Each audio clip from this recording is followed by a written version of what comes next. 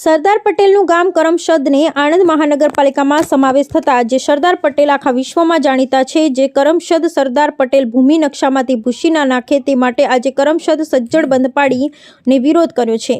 આજે કરમસદને સ્વતંત્ર ગામ રહેવા દેવાની માંગ સાથે ગ્રામજનોએ સજ્જડ બંધ પાડી વિરોધ નોંધાવ્યો। આણંદ મનપા સમાવી સરદાર પટેલની કર્મભૂમિનું નામશેષ કરવાના પ્રયાસો સામે નગરજનોમાં ભારે રોષ। સરદાર પટેલના નામે મતો મેળવી સત્તા પર બેઠેલા કેટલાક નેતાઓ તેમનું નામ મિટાવી દેવાના પ્રયાસ કરી રહ્યા છે।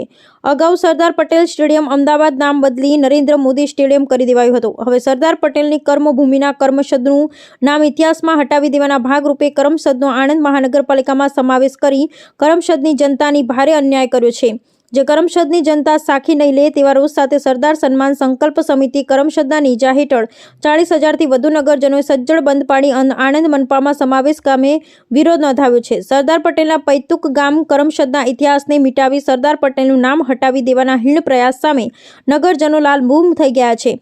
સરકાર દ્વારા આ અંગે સત્વરે પગલાં લઈ મનપાથી કરમસદને અલગ પાડી અલગ તાલુકો આપવો કે પછી આણંદને બદલે કરમસદ મહાનગરપાલિકાની નામ આપવાની માંગ ગ્રામજનો દ્વારા કરવામાં આવી છે। તેમજ છતાં સરકાર દ્વારા ટૂંક સમયમાં આ અંગે કોઈ નિર્ણય નહીં લેવાય તો ગ્રામજનો દ્વારા આગામી દિવસોમાં ઉગ્ર આંદોલન કરવાની ચીમકી ઉચ્ચારી છે।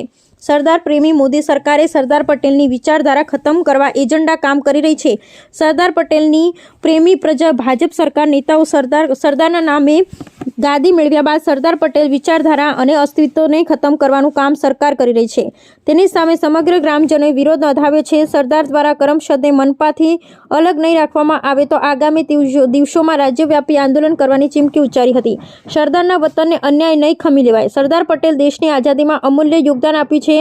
સરદાર પટેલ કર્મભૂમિ કરમસદ તરીકે વિશ્વમાં ઓળખાય છે, ત્યારે કરમસદના ઇતિહાસના બદલવાના પ્રયાસ થઈ રહ્યા છે, જેને કરમસદની જનતામાં ભારે રોષ જોવા મળી રહ્યો છે। કરમસદને અલગ તાલુકા આપી અને સરદાર પટેલનું સન્માન જળવવા તેમજ મનપા નહીં સમાવવાની માંગ સાથે ગ્રામજનોએ સજ્જડ બંધ પાડી સરકાર સામે વિરોધ નોંધાવ્યો છે।